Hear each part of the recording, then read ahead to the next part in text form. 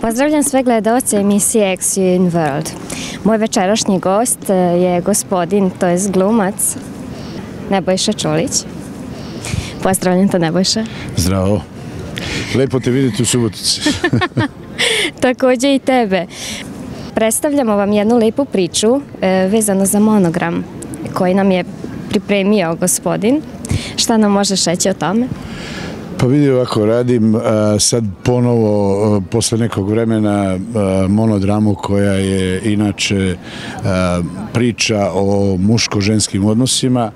To je nešto što sam uradio već i nisam imao sreće baš i mnogo vremena da se bavim tim. Premijera je bila pre 1.5 godina. Sada ponovo aktiviramo to, skoro sam gostao u Švajcarskoj i isto tako sa GMR agencijom, Ganeta Pecikoze, je sklopljen dogovor da će on preuzeti kompletnu distribuciju te predstave i nešto što će biti vjerovatno sad aktuelno po svim gradovima Srbije.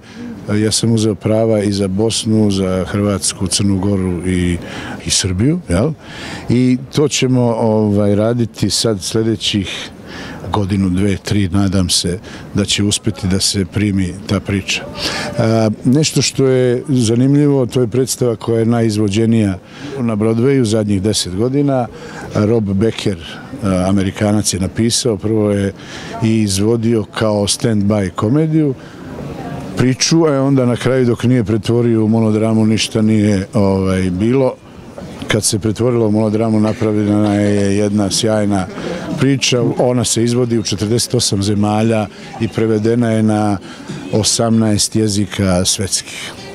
U Nemačkoj recimo ima samo 9 pećinskih ljudi, ja to tako nazivam, kolega koji tumače te uloge i sjajno to rade. I u Sloveniji, recimo, ja sam došao do tog teksta u Sloveniji gledajući 500. izvođenje predstave, zanimalo je šta je to 500 puta izvedeno kao monodrama.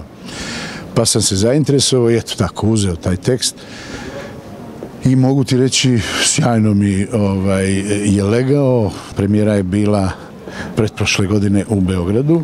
Spletom okolnosti, kažem, nisam mogao da se bavim tim, izveo sam nekih 10-12 predstava i otišao drugim poslom, a sad evo Gane je preuzeo celu priču i 26. sad novembra u Pančevu igramo u Domu vojske i slede onda gradovi koji će se, nadam se, nizati i tako malo oduševljavati. Ja svakako ovdje mirišem uspeh, mada muško-ženski odnosi su poprilično široka tema. Da li možeš konkretno ući u temu ove priče?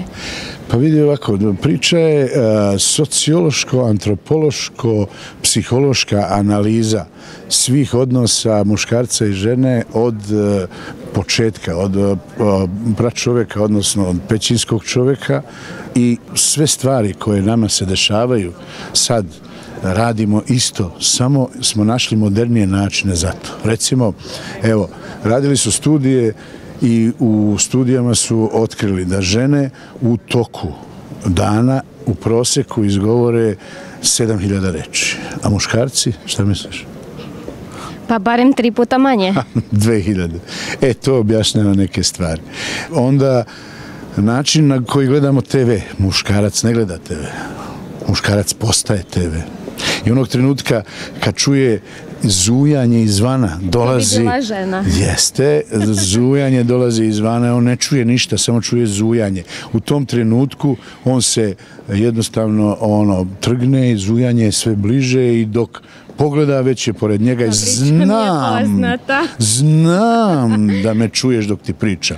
Muškarac šta uradi? Izlazi iz TV-a i kaže šta hoćeš do đavola? Ona u tom trenutku ništa, uvređena, misli da bira TV umjesto nje. U stvari, muškarac jednostavno je TV.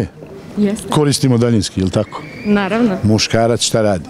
Ide i sa daljinskim ubija kanale. Skloni se, ubijam kanale. Žene također koriste daljinske, ali šta žena radi? Ali one zastaju da pogledaju. Ona stane na svakom kanalu i šta radi? Kupi informacije. Kupi informacije, bravo, sve znaš. I te informacije nije joj malo, nego se vrati ponovo na isti kanal. Do kraja večeri zna sve šta se izdešavalo. Naravno, kada dođu prijateljice da imaju temu za razgovor. A stvari koje nije vidjela, ona može da zamisli.